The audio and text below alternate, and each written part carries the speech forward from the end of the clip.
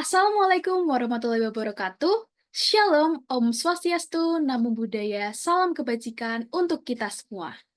Sebelumnya, perkenalkan, saya Kaila Lita Dewi Adiastri dengan nomor NIM 2205520006 dari Program Studi Akuntansi Universitas Tikubang Unisbank Semarang akan mempresentasikan tentang standar audit atau SA 560 terkait peristiwa kemudian sebagai syarat penilaian dalam ujian akhir semester 4 pengauditan 2. Nah, submateri yang akan kita bahas pada presentasi kali ini ada 8, yang dimana diantaranya ada ruang lingkup, peristiwa setelah tanggal pelaporan, tanggal efektif, tujuan, definisi, kemudian ada ketentuan, fakta yang akan diketahui oleh auditor, materi penerapan, dan penjelasan lainnya. Sebelum kita masuk kepada submateri yang pertama, saya akan memberitahu bahwa SA 560 yang saya sampaikan atau saya presentasikan ini sudah merupakan revisi dari tahun 2021. Jadi naskahnya ini sudah final pada revisi 2021. Nah, lanjut aja kita pada submateri yang pertama ada ruang lingkup. Jadi, standar audit SA 560 ini mengatur tentang apa sih? Standar audit atau SA 560 ini mengatur tentang tanggung jawab auditor yang berkaitan dengan peristiwa setelah tanggal pelaporan dalam suatu audit atas laporan keuangan. Dan SA ini tuh tidak mengatur hal-hal yang berkaitan dengan tanggung jawab auditor atas informasi lain yang diperoleh setelah tanggal laporan auditor, yang dibahas dalam SA 720 pada revisi 2021. Namun, informasi lain tersebut dapat menjelaskan peristiwa setelah tanggal pelaporan yang berada dalam ruang lingkup SA ini. Nah, kemudian pada submateri kedua, kita akan membahas tentang peristiwa setelah tanggal pelaporan. Standar audit SA 560 ini, laporan keuangannya dapat dipengaruhi oleh peristiwa tertentu yang terjadi setelah tanggal laporan keuangan. Banyak kerangka pelaporan keuangan secara khusus merujuk pada peristiwa tersebut. Nah, kerangka pelaporan keuangan tersebut biasanya mengidentifikasikan dua jenis peristiwa. Jadi ada dua jenis peristiwa, yang dimana diantaranya pertama, peristiwa menyediakan bukti tentang kondisi yang ada pada tanggal laporan keuangan. Dan yang kedua, peristiwa yang menyediakan bukti tentang kondisi yang terjadi setelah tanggal laporan keuangan. Jadi ada dua peristiwa ya, pada tanggal laporan keuangan dan setelah tanggal laporan keuangan. Nah, SA 700 revisi 2021 itu juga menjelaskan bahwa tanggal laporan auditor itu menginformasikan kepada pembaca bahwa auditor telah mempertimbangkan pengaruh atas peristiwa dan transaksi yang diketahui oleh auditor dan yang terjadi sampai pada tanggal tersebut. Nah, kemudian nih, standar audit SA 560 ini itu berlaku efektif tuh kapan? Nah, SA ini itu berlaku efektif untuk audit atas laporan keuangan untuk periode yang dimulai pada atau setelah tanggal 1 Januari 2022. Nah, kemudian ada tujuan auditor dalam menggunakan SA 560 ini. Ada dua tujuannya. Yang pertama, memperoleh bukti audit yang cukup dan tepat tentang apakah peristiwa yang terjadi antara tanggal laporan keuangan dan tanggal laporan auditor yang mengharuskan penyesuaian atau pengungkapan dalam laporan keuangan. Nah, ini tuh secara tepatlah tergambarkan dalam laporan keuangan tersebut sesuai dengan kerangka pelaporan keuangan yang berlaku. Kemudian juga yang kedua, merespon secara tepat fakta yang diketahui oleh auditor setelah tanggal laporan auditor tersebut. Yang mana jika diketahui oleh auditor pada tanggal tersebut, kemungkinan ini juga menyebabkan auditor mengubah laporan auditnya atau merubah opininya. Nah, sebelum kita masuk kepada definisi masing-masing tanggal, kita akan membahas dulu terkait skema peristiwa kemudian. Jadi, untuk laporan keuangan yang kita ketahui, biasanya laporan keuangan itu periode bukunya itu pada 1 Januari sampai 31 Desember. Misalkannya saja kita buat laporan keuangan 2000XX.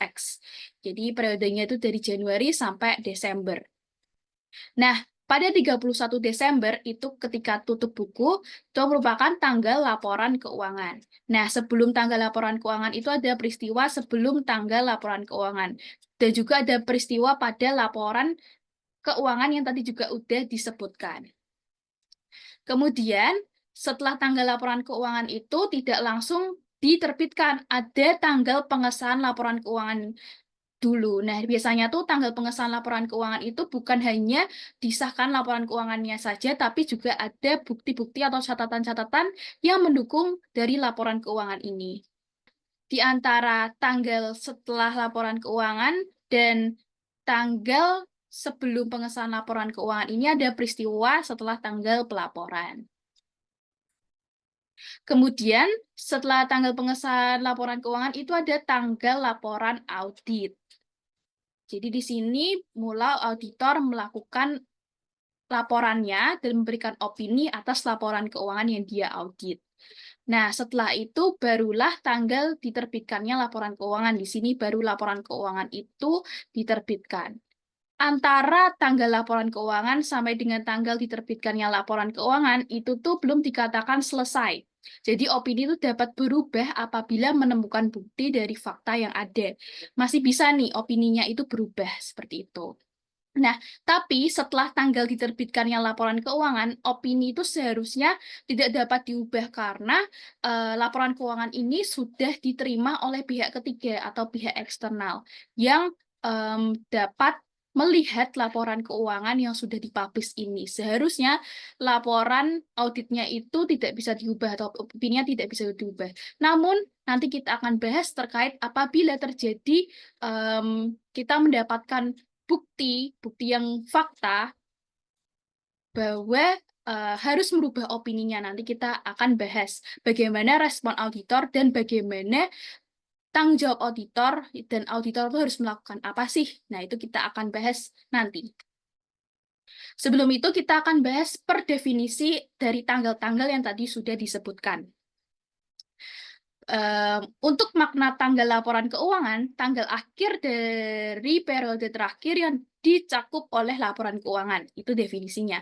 Kemudian untuk tanggal pengesahan laporan keuangan, definisinya tanggal yang pada saat itu semua laporan yang bentuk laporan keuangan, termasuk tadi yang sudah disebutkan ya, ada catatan atas laporan keuangan yang bersangkutan yang telah disusun dan pihak yang berwenang telah menyatakan bertanggung jawab atas laporan keuangan tersebut. Jadi udah istilahnya itu pihak-pihaknya itu setelah ketok palu untuk bertanggung jawab. Nah, selanjutnya di sini ada definisi dari tanggal laporan auditor. Tadi juga sebenarnya udah dijelaskan ya, bahwa tanggal laporan auditor itu tanggal yang dicantumkan oleh auditor dalam laporannya atas laporan keuangan berdasarkan SA 700 di revisi tahun 2021. Jadi di sini tuh auditor telah mencantumkan opininya dalam laporan atas auditnya di laporan keuangan gitu. Nah, kemudian ada tanggal diterbitkannya laporan keuangan. Jadi ini tanggal tersedianya laporan auditor dan laporan keuangan auditan bagi pihak ketiga. Di sini pihak ketiga dapat melihat laporan keuangan yang telah diaudit. Kemudian peristiwa setelah pelaporan. Jadi ini peristiwa yang terjadi di antara tanggal laporan keuangan dan tanggal laporan auditor. Juga ada fakta yang diketahui oleh auditor setelah tanggal laporan auditor. Jadi ini ada peristiwa yang terjadi ya antara tadi tanggal laporan keuangan dan tanggal laporan auditor. Juga nanti akan diketahui fakta-faktanya setelah tanggal laporan auditor itu. Lanjut kita akan kepada subbab yang keenam, yaitu adalah ketentuan. Di sini ada ketentuan-ketentuan apa saja. Jadi peristiwa yang terjadi antara tanggal laporan keuangan dan tanggal laporan auditor. Apabila jadi ada suatu peristiwa yang terjadi antara tanggal laporan keuangan dan tanggal laporan auditor, auditor itu harus bagaimana? Auditor harus melaksanakan prosedur audit yang didesain untuk memperoleh bukti audit yang cukup dan tepat. Harus melaksanakan prosedur auditnya untuk memperoleh bukti audit yang cukup dan tepat, bahwa seluruh peristiwa yang terjadi antara tanggal laporan keuangan dan tanggal laporan auditor yang mengharuskan penyesuaian atau pengungkapan dalam laporan keuangan. Nah, namun auditor itu tidak diekspektasikan untuk melaksanakan prosedur audit tambahan atas hal-hal yang sebelumnya telah diterapkan prosedur audit yang menyediakan kesimpulan yang memadai. Kemudian, auditor juga harus melaksanakan prosedur yang diharuskan dari paragraf 6 tadi, tentang prosedur audit yang tadi sudah dijelaskan ya.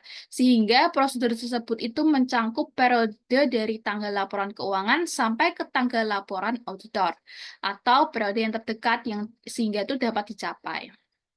Nah, auditor ini perlu mempertimbangkan penilaian resiko auditor, pastinya yang dimana dalam menetapkan sifat dan luas prosedur audit yang tadi dijelaskan di paragraf 6 tadi tentang prosedur audit untuk mendapatkan bukti yang tepat. Nah, bagaimana itu penilaian risiko itu dilakukan? Nah, dia tuh harus mencangkup hal-hal sebagai berikut, yang dimana diantaranya ada 4. Yang pertama, memperoleh suatu pemahaman tentang prosedur yang telah ditetapkan oleh manajemen untuk memastikan bahwa peristiwa setelah tanggal pelaporan itu teridentifikasi. Yang kedua, meminta keterangan dari manajemen, dan jika relevan itu kita juga meminta keterangan dari pihak yang bertanggung jawab atas tata kelola, tentang peristiwa setelah tanggal pelaporan yang telah terjadi yang mungkin memengaruhi laporan keuangan. Kemudian juga kita dapat membaca risalah rapat. Risalah rapat itu seperti notulen. Jadi ketika ada tentang pemilik atau tentang manajemen dan pihak yang bertanggung jawab atas tata kelola entitas atau rapat tersebut itu misalnya diadakan setelah tanggal laporan keuangan. Nah, kita tuh dapat meminta risalah rapat tadi dan meminta keterangan tentang hal-hal yang dibahas dalam rapat tersebut. Yang risalahnya itu belum tersedia. Misalnya, risalahnya belum tersedia. Nah, kita juga bisa meminta keterangan dari hal-hal yang dibahas di rapat tersebut. Kemudian yang keempat, yang terakhir, membaca laporan keuangan interim terakhir. Nah, ini misalnya jika relevan ya. Nah, selanjutnya, jika sebagai hasil prosedur yang dilaksanakan seperti yang tadi diharuskan dalam paragraf 6 dan 7, auditor itu mengidentifikasi peristiwa yang mengharuskan penyesuaian atau pengungkapan dalam laporan keuangan, maka auditor harus menentukan apakah setiap peristiwa tersebut telah digambarkan dalam laporan keuangan secara tepat dan sesuai dengan kerangka pelaporan keuangan yang berlaku. Jadi setelah tadi prosedur auditnya dilakukan, kemudian dia itu harus mengidentifikasi peristiwa dan menentukan apakah setiap peristiwa tersebut yang digambarkan dalam laporan keuangan itu tuh benar adanya, sesuai dengan kerangka laporan keuangan yang berlaku. Nah, selanjutnya ini adalah representasi tertulis di paragraf ke-9.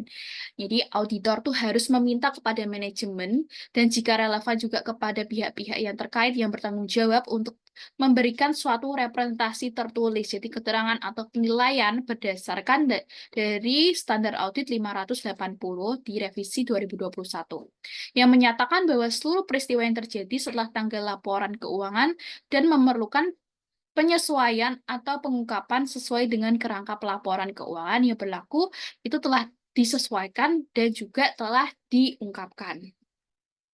Nah, kemudian ini ada fakta yang diketahui oleh auditor setelah tanggal laporan auditor, namun sebelum tanggal laporan keuangan diterbitkan. Jadi, seperti yang tadi udah dibahas di skema sebelum skema tentang peristiwa penyelesaian yang telah tadi dijelaskan, bahwa misalnya kita menemukan nih ada fakta setelah tanggal laporan auditor namun sebelum tanggal laporan keuangan diterbitkan. Pada dasarnya, apabila sebelum tanggal laporan keuangan diterbitkan itu, auditor masih tetap bisa merubah opininya. Jadi nanti akan kita beri suatu tanggal tambahan kayak gitu dalam catatan laporannya. Nah, kita akan bahas di sini. Jika auditor itu menemukan fakta.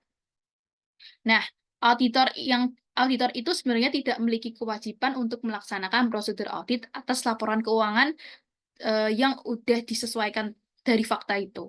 Namun, jika setelah laporan auditor, tetapi sebelum laporan keuangan diterbitkan. Misalnya tuh fakta yang diketahui auditor itu dapat menyebabkan auditor mengubah laporan auditnya, baru auditor harus melakukan beberapa tindakan. Jadi sebenarnya tuh auditor itu tidak memiliki kewajiban untuk melakukan prosedur audit tambahan kayak gitu.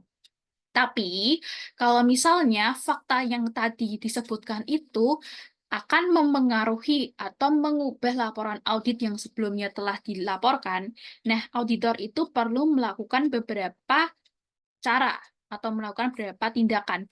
Yang dimana yang pertama, membahas hal tersebut dengan manajemen, dan jika relevan juga dengan pihak yang bertanggung jawab. Jadi perlu dibahas juga sama manajemen atau pihak yang membuat laporan keuangan tersebut. Kemudian, menentukan apakah laporan keuangan itu memerlukan perubahan atau tidak. Kemudian juga meminta keterangan bagaimana manajemen bermaksud untuk menyelesaikan hal tersebut dalam laporan keuangan. Nah, selanjutnya, jika manajemen itu mengubah laporan keuangannya, jadi auditor tuh harus bagaimana? Auditor harus melaksanakan prosedur auditnya. Tadi, jika kita lihat di paragraf 10, kan sebenarnya auditor tidak perlu melakukan prosedur audit tambahan. Tapi jika itu mengaruhi opini dan juga ternyata manajemen mengubah laporan keuangannya, maka auditor itu harus melaksanakan prosedur audit yang diperlukan dalam kondisi atas perubahan tersebut. Nah, kecuali jika kondisi yang tertera pada paragraf 12 ini terjadi. Yang pertama, memperluas prosedur audit yang disebutkan dalam paragraf 6 dan 7 sampai pada tanggal laporan auditor baru. Jadi, prosedur auditnya itu kita perluas sampai tanggal laporan auditor yang baru itu ada dikeluarkan. Kemudian menyediakan suatu laporan auditor yang baru atas laporan keuangan yang telah diubah. Jadi ketika laporan keuangannya udah diubah sama manajemen, kita juga menyediakan suatu laporan auditor yang baru. Laporan auditor yang baru itu tidak dapat diberi tanggal lebih awal daripada tanggal persetujuan atas perubahan laporan keuangan. Nah, ketika peraturan perundang-undangan atas kerangka pelaporan keuangan tidak melarang manajemen untuk membatasi perubahan atas laporan keuangan yang disebabkan oleh pengaruh peristiwa setelah tanggal pelaporan atau peristiwa yang menyebabkan perubahan dan pihak yang bertanggung jawab untuk menyetujui laporan keuangan, itu tidak dilarang untuk membatasi persetujuan terhadap perubahan yang bersangkutan, maka auditor itu diizinkan untuk membatasi prosedur audit atas peristiwa setelah tanggal pelaporan yang diharuskan di paragraf 11B1 tadi, yang berkaitan dengan perubahan tersebut. Nah, maka dari hal itu, auditor tersebut harus yang pertama mengubah laporan auditornya dengan memasukkan suatu tanggal tambahan. Tadi yang juga udah sempat disinggung di sebelumnya, di sini tuh auditor dalam laporan auditornya itu memasukkan suatu tanggal tambahan yang dibatasi sampai dengan perubahan tersebut. Nah, hal ini tuh menunjukkan bahwa prosedur auditor untuk peristiwa setelah tanggal pelaporan hanya dibatasi pada perubahan atas laporan keuangan yang digambarkan dalam catatan atas laporan keuangan yang relevan. Atau juga dari auditor itu bisa menyajikan suatu laporan auditor yang baru, atau laporan auditor yang diubah yang meliputi suatu pernyataan dalam suatu paragraf penekanan. Jadi kita memberikan paragraf penekanan dari paragraf lain yang menyampaikan bahwa prosedur audit atas peristiwa setelah tanggal pelaporan itu hanya terbatas untuk perubahan pada laporan keuangan seperti yang dijelaskan dalam catatan atas laporan keuangan yang relevan. Nah, manajemen mungkin tidak diharuskan untuk melakukan perubahan atas laporan keuangan. Jadi laporan keuangan itu tadi kan bisa diubah. Nah, tapi ketika diterbitkan itu tuh tidak diharuskan oleh perundang-undangan atau kerangka pelaporan keuangan untuk menerbitkan laporan keuangan yang diubah. Oleh karena itu ya auditor tidak perlu menyediakan suatu laporan auditor yang diubah juga atau suatu laporan audit yang baru. Namun, jika pada fakta yang terjadi di lapangan, apabila manajemen itu tidak mau mengubah laporan keuangan dalam kondisi bahwa auditor itu tuh yakin bahwa laporan keuangan tersebut perlu diubah, maka ya auditor harus melakukan beberapa tindakan. Udah diberitahu auditor untuk mengubah laporan keuangannya ketika diterbitkan, tapi manajemen tidak mau menuruti, ya auditor harus melakukan suatu tindakan supaya opini yang dia berikan kepada pihak ketiga itu bisa sesuai dengan kenyataan yang ada dan tidak merugikan pihak ketiga. Nah, tindakannya ada dua. Jika laporan audit itu belum diserahkan kepada entitas, nah ini belum diserahkan kepada entitas, maka auditor itu harus mengubah opininya. Nah, ini masih bisa diubah nih opininya. seperti yang diharuskan dalam SA 705 di revisi 2021 dan kemudian menyerahkan laporan auditor tersebut kepada entitas. Nah, ini tuh masih bisa diubah opininya. Tapi jika laporan auditor yang itu tuh telah diserahkan kepada entitas tuh bagaimana? Maka auditor harus memberitahu manajemen dan kecuali jika semua pihak yang bertanggung jawab atas tata kelola terlibat dalam pengelolaan entitas dan pihak yang bertanggung jawab atas tata kelola entitas agar tidak menerbitkan laporan keuangan kepada pihak ketiga sebelum perubahan yang diperlukan dibuat. Nah, jika laporan keuangan diterbitkan kemudian tanpa memasukkan perubahan diperlukan, auditor harus bagaimana? Auditor harus mengambil tindakan yang tepat untuk mencegah penggunaan meletakkan kepercayaan terhadap laporan auditor. Dalam kata lain, di sini auditor harus mengambil tindakan hukum seperti itu, supaya opininya itu dapat dipercaya. Nah, setelah laporan keuangan diterbitkan, itu kita juga bisa menemukan beberapa fakta yang dimana fakta tersebut itu bisa saja mempengaruhi opini, berubah opini. Nah, seharusnya ketika laporan keuangan udah diterbitkan, opini dari auditor itu tidak bisa diganti atau tidak bisa dirubah lagi karena udah sampai kepada tangan pihak ketiga, pihak eksternal seperti itu yang akan menggunakan laporan keuangan itu. Nah, dalam keadaan ini tuh auditor harus mengubah laporan auditnya. Maka auditor harus melakukan beberapa tindakan, yang dimana 3. Pertama, membahas hal tersebut dengan manajemen, dan jika relevan juga membahas dengan pihak yang bertanggung jawab atas tata kelola. Sebenarnya ini juga hampir sama dengan pernyataan sebelumnya ketika muncul fakta yang diketahui oleh auditor setelah tanggal laporan audit, namun sebelum tanggal laporan keuangan ini diterbitkan. Sebenarnya tahap-tahapnya hampir sama.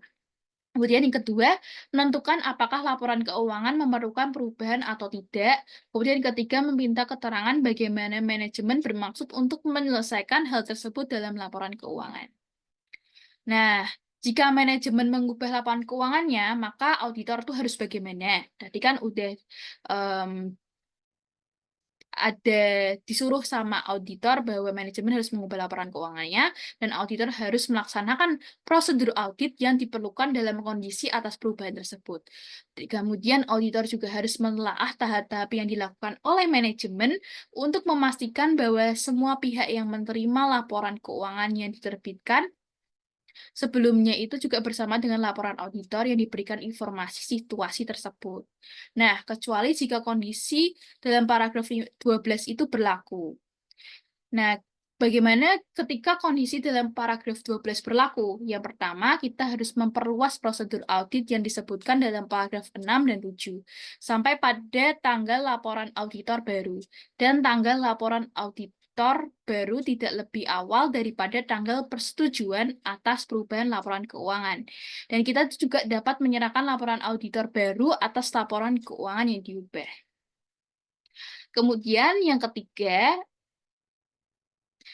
kemudian yang keempat yaitu ketika kondisi dalam paragraf 12 terjadi. Nah, bagaimana ini ketika kondisi dalam paragraf 12 terjadi? Nah, kita harus ubah laporan auditor atau serahkan laporan auditor baru seperti yang diharuskan pada paragraf 12. Dan tadi paragraf 12 itu tentang apa? Sebentar. Paragraf 12 itu menjelaskan tentang jadi ada auditor diizinkan untuk membatasi prosedur audit atas peristiwa setelah tanggal pelaporan yang harus terjadi pada paragraf 11. Jadi ada pembatasan prosedur audit seperti itu. Baik, selanjutnya kita bahas di paragraf ke-16. Ketika ada fakta yang diketahui auditor setelah laporan keuangan diterbitkan. Nah, bagaimana nih auditor harus memasukkan laporan auditor baru atau diubah suatu paragrafnya atau bagaimana atau yang sama seperti yang tadi. Nah,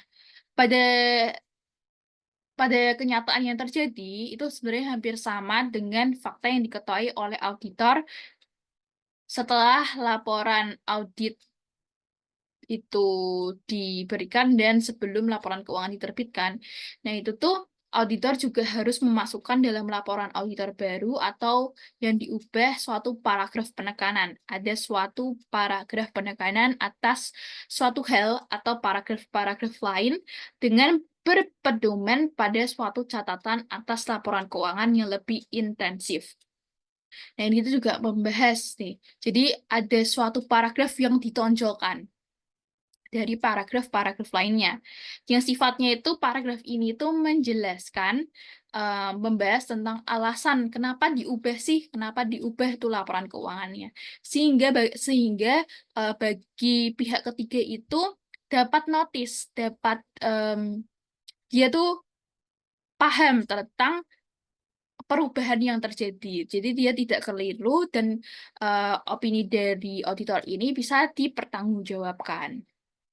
Nah, tadi ya, membahas alasan perubahan atas laporan keuangan yang diterbitkan sebelum dan laporan yang diserahkan sebelumnya oleh auditor. Lanjut kepada paragraf ke-17. Nah, apabila nih manajemen tidak mengambil langkah-langkah yang diperlukan untuk memastikan bahwa setiap pihak yang menerima laporan keuangan yang diterbitkan sebelumnya sudah diberitahu tentang situasi tersebut dan juga tidak mengubah laporan keuangan dalam kondisi yang auditor yakin bahwa laporan keuangan tersebut perlu diubah. Nah, ini yang menjadi masalahnya. Kan seharusnya nih, laporan keuangan yang diterbitkan, udah berkali-kali disebutkan bahwa ketika laporan keuangan diterbitkan, em, pihak ketiga kan sudah menerima, dan itu resikonya sangat besar kayak gitu. Harus mengambil langkah hukum apabila em, opininya itu tidak sesuai fakta yang terjadi. Nah, kayak gitu. Nah, ketika auditor itu yakin bahwa laporan keuangannya perlu diubah, tapi manajemen tidak mengambil langkah tersebut, maka auditor itu harus memberitahu manajemen. Nah, udah harus beritahu ke manajemen. Dan kecuali jika semua pihak yang bertanggung jawab atas tata kelola tersebut dalam pengelolaan entitas dan pihak yang bertanggung jawab atas tata kelola, bahwa auditor akan berusaha. Di sini ya, dalam em, tulisan yang di bold, auditor akan berusaha untuk mencegah pengguna meletakkan kepercayaan masa depan terhadap laporan auditor tersebut. Ya, manajemen tidak mengambil langkah, ya auditor akan berusaha, dia harus berusaha untuk mencegah penggunaan meletakkan kepercayaan masa depan terhadap laporan auditor tersebut. Sebenarnya itu laporan audit atau opini audit tentang laporan keuangan bahwa dia sifatnya apakah perusahaan ini wajar atau tidak. Nah, ini tuh kan bergantung pada audit kan. Pihak ketiga mau berinvestasi kepada perusahaan tersebut ini juga sebenarnya tergantung pada laporan auditor kayak gitu.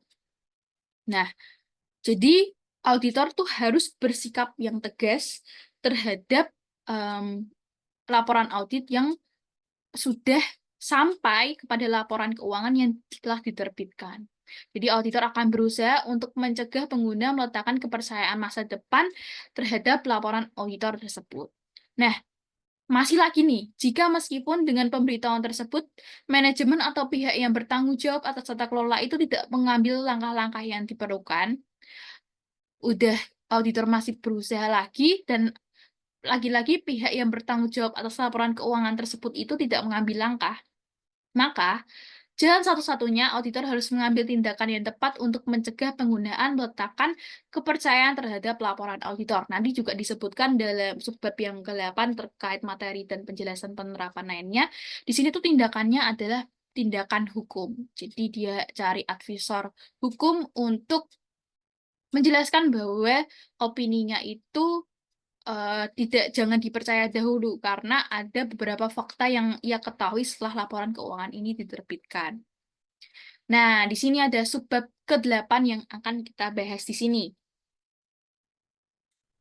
Terkait materi penerapan dan penjelasan lainnya.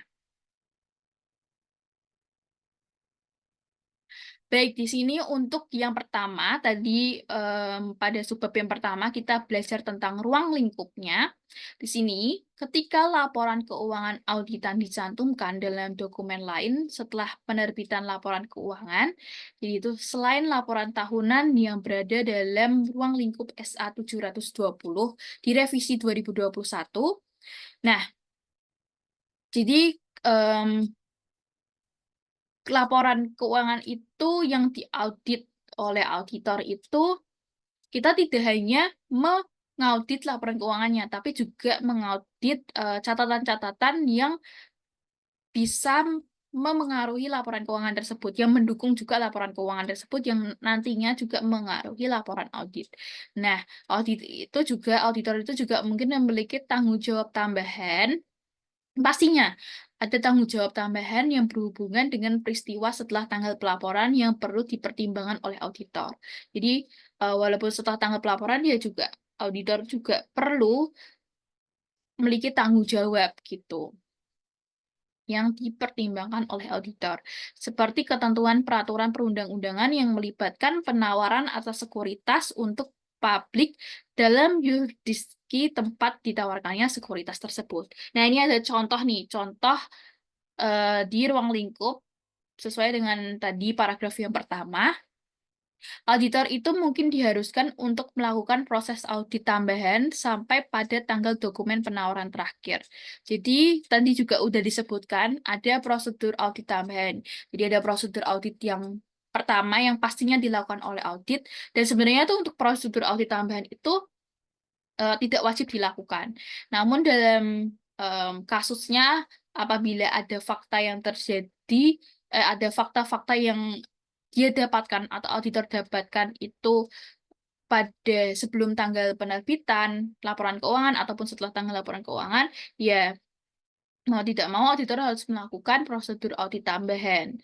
Dan juga kan prosedur audit tambahan ini dilakukan ketika laporan keuangan itu tuh atau fakta-fakta itu tuh mengaruhi opini dari auditor.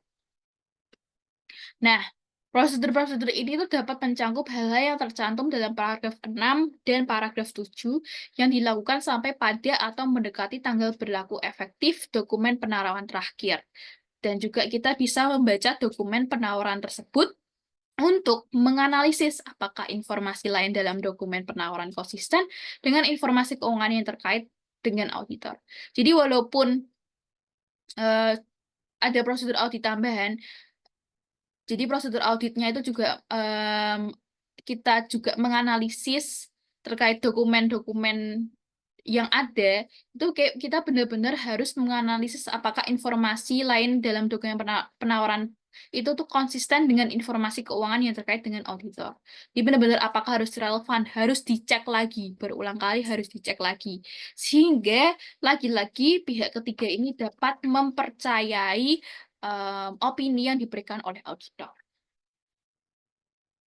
Baik, selanjutnya di sini kita masuk kepada penjelasan yang lebih rinci terkait definisi. Tadi juga ada definisi terkait tanggal pengesahan laporan keuangan. Di sini ya, tanggal pengesahan laporan keuangan seperti yang tadi sudah disebutkan, ketika pihak-pihak yang bertanggung jawab atas laporan keuangan itu benar-benar telah ketok palu untuk bertanggung jawab atas laporan keuangannya. Nah, ini sesuai dengan paragraf kelima yang B, ada materi penerapan dan penjelasan lainnya di paragraf A2 tentang peraturan perundang-undangan mengidentifikasi individu-individu atau badan-badan. Nah, sebagai contoh itu kita ambil manajemen atau pihak yang bertanggung jawab atas tata kelola. Nah, yang bertanggung jawab untuk menyimpulkan bahwa semua laporan yang berbentuk laporan keuangan, termasuk catatan atas laporan keuangan yang terkait, itu telah disusun dan menetapkan proses persetujuan yang diperlukan. Nah, ini proses persetujuan itu tidak ditentukan dalam peraturan perundang-undangan dan entitas mengikuti prosedurnya. Dalam menyusun dan menyelesaikan laporan keuangannya dalam kacamata manajemen dan struktur tata kelola yang ada. Sebenarnya tuh untuk persetujuan akhir itu kan dipegang oleh pemegang saham. Memang laporan dari pemegang saham itu sangat diperlukan, tapi persetujuan akhir oleh pemegang saham itu sebenarnya tidak diperlukan oleh auditor menyimpulkan bahwa bukti audit itu tuh cukup dan tepat.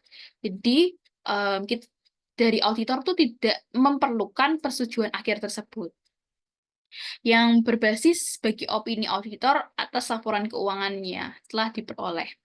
Nah, pada dasarnya, seperti tadi definisi yang sudah dijelaskan, bahwa tanggal persetujuan laporan keuangan untuk tujuan standar audit 560 ini itu adalah tanggal yang lebih awal pada saat itu, ya termasuk di dalamnya catatan yang terkait yang telah disusun oleh pihak-pihak yang berwenang telah menyatakan bahwa mereka itu bertanggung jawab.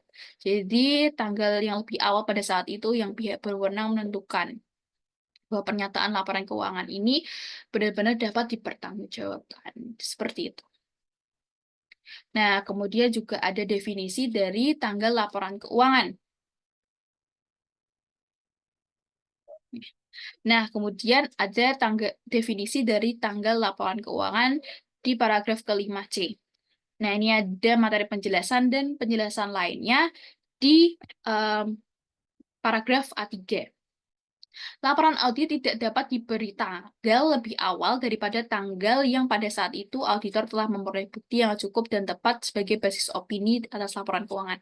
Seperti yang tadi sudah dijelaskan di paragraf kelima, jadi laporan auditor itu tidak bisa dikasih tanggal yang lebih awal. Maka dari itu, ada suatu tanggal tambahan. Nanti kita juga akan bahas bagian itu. Nah, itu tuh laporan audit juga termasuk bukti bahwa semua laporan yang bentuk laporan keuangan, termasuk di dalamnya catatan atas laporan keuangan yang terkait, telah disusun dan pihak yang berwenang telah menyatakan bahwa mereka bertanggung jawab atas laporan keuangan tersebut. Nah, sebagai konsekuensinya, tanggal laporan auditor itu tidak dapat lebih awal dari tanggal pengesahan atas laporan keuangan seperti yang tadi didefinisikan dalam paragraf 5B.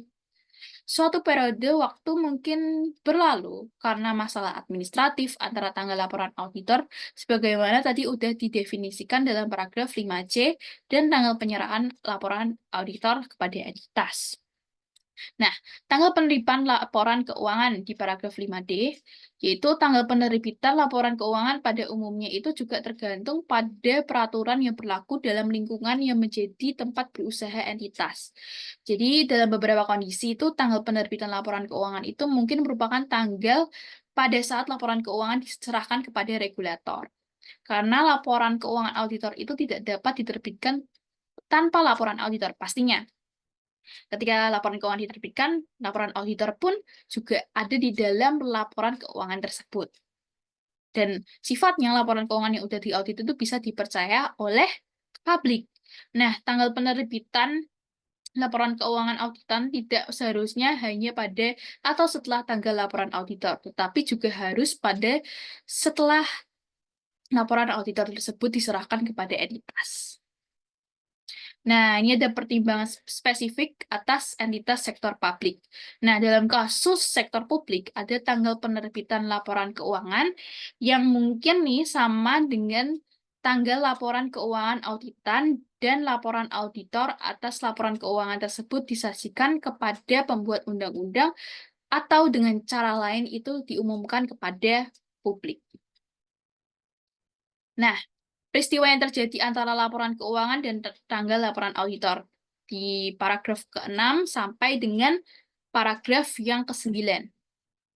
Ini tuh bergantung pada penilaian resiko oleh auditor. Prosedur audit yang diharuskan dalam paragraf 6 dapat mencakup prosedur yang diperlukan untuk memperoleh bukti audit yang cukup dan tepat. Jadi meliputi penelaah atau pengujian atas catatan akuntansi atau transaksi tersebut antara tanggal laporan keuangan dan tanggal laporan auditor. Di sini prosedur audit yang diharuskan dalam paragraf 6 dan 7 adalah tambahan prosedur yang mungkin dilakukan oleh auditor untuk tujuan lain. Tujuan lain di sini tuh ketika ada fakta yang terjadi tadi ya, dan mungkin memberikan bukti mengenai peristiwa setelah tanggal pelaporan. Nah, ini ada contoh nih, untuk memperoleh bukti audit untuk saldo akun pada tanggal laporan keuangan seperti prosedurnya itu pada pisah batas atau prosedur yang berhubungan dengan penerimaan kemudian akan piutang. Nah, kemudian ini ada di paragraf ke-7, tadi itu menjelaskan terkait prosedur audit tertentu dalam konteks bahwa auditor diharuskan untuk melakukan prosedur menurut paragraf 6. Namun, prosedur peristiwa setelah tanggal pelaporan yang dilakukan oleh auditor itu tuh mungkin tergantung pada informasi yang tersedia. Dan khususnya itu sebagai luas catatan akuntansi yang telah disiapkan sejak tanggal laporan keuangan. Nah, jika catatan akuntansi bukan yang terkini, dan oleh karena itu tuh tidak dapat laporan keuangan yang intern, baik untuk tujuan internal maupun juga eksternal yang disiapkan. Nah, atau juga kita bisa pakai risalah rapat manajemen. Risalah rapat manajemen itu kayak notulen rapat manajemen atau pihak yang bertanggung jawab atas tata kelola yang belum dibuat. Nah, prosedur audit yang relevan yang mungkin menggunakan inspeksi atas buku dan catatan yang tersedia, termasuk rekening koran bank itu juga bisa sebagai catatan tambahan. Nah, tadi juga pada paragraf A8, nanti kita ada suatu tambahan, itu ada memberikan contoh beberapa hal tambahan yang dapat kita pertimbangkan oleh auditor dalam rangkaian permintaan keterangan ini. Nah, di sini ada tambahan-tambahan dari prosedur audit yang diharuskan di paragraf A8. Dalam paragraf 7 yang tadi disebutkan, kan ada prosedur audit tambahan kan di paragraf 7. Auditor dapat mempertimbangkan hal-hal berikut sebagai langkah yang diperlukan dan tepat. Jadi dalam membuat prosedur audit tambahan, nah auditor ini perlu mempertimbangkan hal ini sebagai langkah yang diperlukan dan tepat. Yang pertama, kita bisa membaca anggaran atau prakira akrus kas dan laporan manajemen yang lain terkait perusahaan yang terakhir tersedia untuk periode setelah tanggal laporan keuangan. Kemudian kita bisa meminta keterangan atau memperluas permintaan keterangan sebelumnya yang dilakukan secara tertulis maupun lisan kepada penasihat hukum entitas tentang proses litigasi dan tuntutan, atau juga si auditor ini bisa mempertimbangkan apakah representasi tertulis yang mencakup peristiwa setelah tanggal pelaporan tertentu itu mungkin diperlukan untuk mendukung bukti audit yang lain, dan dengan demikian itu dapat diperoleh bukti audit yang cukup dan tepat. Nah, di sini ada permintaan keterangan di representatif ya, ini ya. Dalam minta keterangan kepada manajemen. Nah, tentunya tuh manajemen itu wajib memberikan keterangan kepada auditor yang nanti bisa mendukung dari laporan keuangan yang nanti diaudit oleh auditor. Atau juga itu auditor juga bisa meminta keterangan pada pihak-pihak yang bertanggung jawab atas tata kelola tentang apakah terdapat peristiwa setelah tanggal pelaporan yang terjadi yang mungkin bisa memengaruhi laporan keuangan. Nah, auditor dapat meminta keterangan tentang status terkini terkait unsur-unsur yang dipertanggungjawabkan atau basis data awal baru tidak bersifat konklusif dan meminta keterangan spesifik tentang hal-hal yang sebagai berikut. Nah, ini keterangan yang diminta itu ini spesifiknya itu pertanyaannya yang dipertanyakan oleh auditor ke manajemen atau pihak-pihak yang relevan atau pihak-pihak yang bertanggung jawab itu seperti ini. Yang pertama, misalnya, apakah komitmen baru, ada penarikan utang atau jaminan telah terjadi? Kemudian, apakah penjualan atau perolehan aset telah terjadi atau direncanakan? Kemudian, apakah telah terjadi peningkatan modal atau penerbitan instrumen utang, seperti penerbitan saham atau surat utang baru, atau suatu perjanjian untuk penggabungan atau likuidasi terkait dilakukan atau direncanakan? Nah, ini bisa jadi juga kan, apakah aset telah dialokasi oleh pemerintah atau dimusnahkan, sebagai contoh misalnya yang dimusnahkan ya karena kebakaran atau banjir, ini kayak bencana alam seperti itu. Apakah terdapat perkembangan yang berhubungan dengan kontingensi? Kemudian juga apakah penyelesaian akuntansi yang tidak lazim telah dibuat atau dipertimbangkan secara mendalam? Kemudian, apakah suatu peristiwa telah terjadi atau mungkin akan terjadi yang akan menimbulkan pertanyaan tentang ketepatan kebijakan akuntansi yang digunakan dalam laporan keuangan. Dalam kasus sebagai contoh nih, jika peristiwa tersebut itu menimbulkan pertanyaan tentang validitas atau asumsi kelangsungan hidup perusahaan. Juga apakah ada peristiwa yang telah terjadi yang relevan untuk pengukuran estimasi atau provisi yang dibuat dalam laporan keuangan. Kemudian, apakah ada peristiwa yang terjadi yang relevan untuk pemulihan kembali aset. Nah, tadi di paragraf 7C, itu prosedur audit tambahannya itu kita bisa membaca risalah rapat. Nah, ini ada pertimbangan spesifik atas entitas sektor publik. Jadi dalam sektor publik itu, auditor itu dapat membaca, kalau tadi di risalah rapat, nah kalau di sektor publik itu biasanya auditor dapat membaca catatan official atau tindakan yang relevan dengan badan legislatif dan minta keterangan tentang hal-hal yang berkaitan dengan tindakan tersebut ketika catatan official belum tersedia. Kalau dari risalah rapat, kalau dalam sektor publik itu ada catatan official atas tindakan yang relevan atau hal-hal yang berkaitan. Nah, kemudian ini ada dampak informasi yang lain diperoleh setelah tanggal laporan auditor. Tadi ya, ketika kita menemukan fakta setelah tanggal laporan auditor, namun sebelum tanggal laporan keuangan diterbitkan.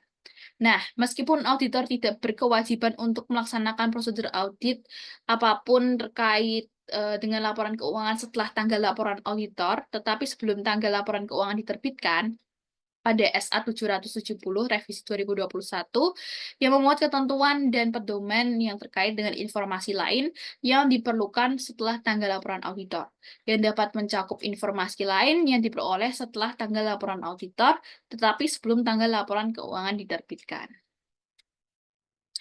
Nah, kemudian tanggung jawab manajemen terhadap auditor. Tadi sebenarnya sudah dijelaskan juga bahwa manajemen ini bertanggung jawab atau pihak-pihak yang relevan atau pihak-pihak yang bertanggung jawab itu bertanggung jawab terhadap auditor. Jadi, seperti yang dijelaskan dalam SA 210 revisi 2021, ketentuan dalam perikatan audit itu mencangkup persetujuan manajemen untuk memberitahu auditor atas fakta-fakta yang mungkin mempengaruhi laporan keuangan yang mungkin diketahui oleh manajemen selama periode dari tanggal laporan auditor sampai dengan laporan keuangan diterbitkan. Kemudian penggunaan tanggal ganda.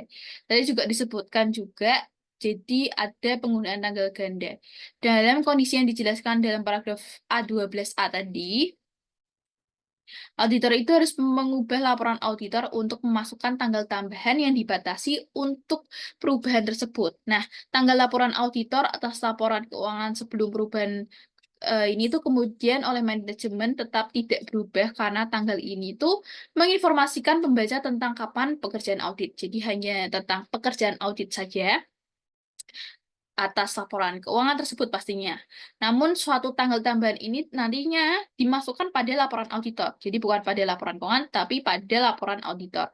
Untuk menginformasikan kepada pengguna bahwa prosedur audit setelah tanggal laporan tersebut itu ada terjadi perubahan, kemudian atas laporan keuangan itu. Nah, ini tuh ada sebuah ilustrasi tentang tanggal tambahan tersebut. Misalnya ada tanggal laporan auditor, kecuali yang berkaitan dengan catatan Y, yang bertanggal atau tanggal penyelesaian prosedur auditor itu terbatas untuk perubahan yang dijelaskan dalam catatan Y. Kemudian, tidak ada perubahan atas laporan keuangan oleh manajemen. Nah, tadi itu sebenarnya manajemen itu tidak diharuskan atau tidak diwajibkan untuk melakukan perubahan atas laporan keuangannya oleh peraturan perundang-undangan itu tidak diwajibkan ya. Manajemen mungkin tidak diharuskan oleh peraturan perundang-undangan atau oleh kerangka pelaporan keuangan untuk menerbitkan laporan keuangan yang sudah dirubah.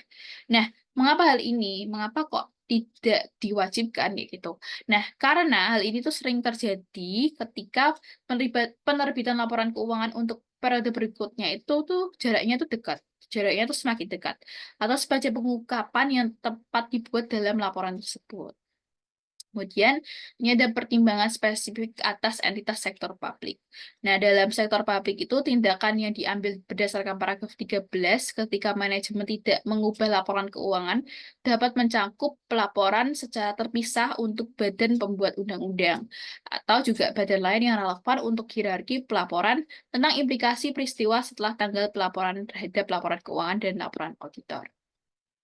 Nah, ini tindakan auditor dalam mencari cara untuk mencegah penggunaan mempercayai laporan auditor. Ya, lagi-lagi auditor itu harus mencari cara untuk mencegah penggunaan mempercayai laporan auditornya, pastinya kan. Nah, auditor itu perlu memenuhi kewajiban hukum tambahan ketika auditor telah memberitahu manajemen. Pastinya yang pertama, kalau misalnya laporan keuangan ini perlu diubah, ya auditor harus memberitahu kepada manajemen itu untuk tidak menerbitkan laporan keuangan dan manajemen telah menyetujui permintaan tersebut. Itu clear. Nah, ketika manajemen telah menerbitkan laporan keuangan, walaupun ada pemberitahuan dari auditor untuk tidak menerbitkan laporan keuangan kepada pihak ketiga, nah itu tuh auditor harus melakukan apa? Udah disuruh stop buat tidak menerbitkan dulu, tapi manajemen tetap menerbitkan. Nah, maka auditor untuk mencegah pengguna mempercayai laporan auditor atas laporan keuangan itu tergantung pada hak dan kewajiban hukum auditor. Nah, pastinya ada konsekuensi yang terjadi. Sebagai konsekuensinya, auditor dapat mempertimbangkan adalah tepat untuk mencari advis hukum. Nah, lagi-lagi harus ke pihak hukum. Untuk di mana pihak ketiga itu tidak jadi salah arah dari yang laporan auditor yang ia baca atas laporan keuangan tersebut. Nah, kemudian apabila ada fakta yang diketahui oleh auditor setelah laporan keuangan diterbitkan. Nah, ini ya dampaknya tuh bagaimana? Nah, kewajiban auditor terkait informasi lain yang diperoleh setelah tanggal laporan auditor itu nantinya diatur dalam Standar Audit 720 pada revisi 2021. Nah, walaupun auditor itu tidak berkewajiban untuk melaksanakan prosedur apapun terkait dengan laporan keuangan setelah tanggal laporan keuangan diterbitkan. Ya, tadi kan, ya tidak memiliki kewajiban kalau setelah laporan keuangan diterbitkan, nggak perlu melakukan prosedur audit lagi. Tapi ada suatu ketentuan lagi, membuat ketentuan dan pedoman yang terkait dengan informasi lain yang diperoleh setelah tanggal laporan auditor. Nah, ini tidak ada perubahan atas laporan keuangan oleh manajemen. Pertimbangan spesifik atas entitas sektor publik. Entitas dalam sektor publik itu mungkin dilarang oleh peraturan perundang-undangan untuk menerbitkan laporan keuangan yang sudah diubah. Dalam kondisi tersebut, tindakan yang tepat bagi auditor adalah untuk melaporkan hal tersebut kepada badan statutori yang tepat. Kemudian, tindakan auditor dalam mencari cara untuk mencegah pengguna mencari laporan auditor. Nah, ketika auditor yakin bahwa manajemen atau pihak yang bertanggung jawab atas tata kelola telah gagal untuk mengambil langkah-langkah yang perlu untuk mencegah pengguna mempercayai auditor atas laporan keuangan yang sebelumnya telah diterbitkan oleh perusahaannya itu sendiri, yang walaupun ada pemberitahuan sebelumnya. Nah, dari auditor bahwa auditor itu harus mengambil tindakan, jadi harus tetap ada tindakan dari auditor supaya tadi nggak salah arah lagi pihak ketiganya. Tujuannya untuk mencari cara mencegah pengguna mempercayai laporan keuangan tersebut. Nah, tindakan auditor itu tergantung pada hak dan kewajiban auditor tadi, hukum auditor tadi, yang tadi juga udah sempat disinggung.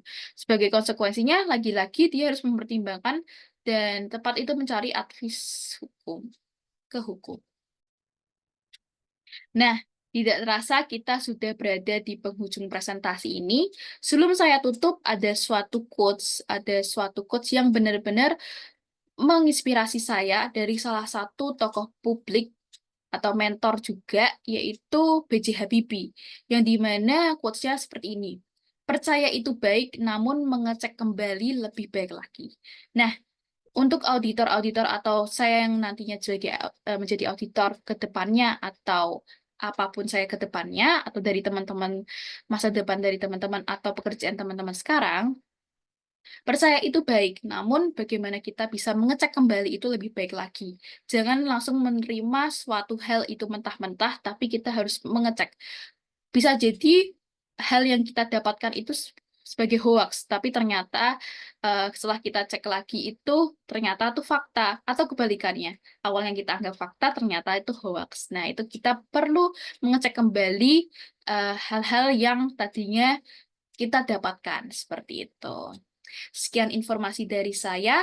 Mohon maaf apabila ada kesalahan dalam tutur kata atau penyampaian atau sikap saya. Terima kasih. Wassalamualaikum warahmatullahi wabarakatuh.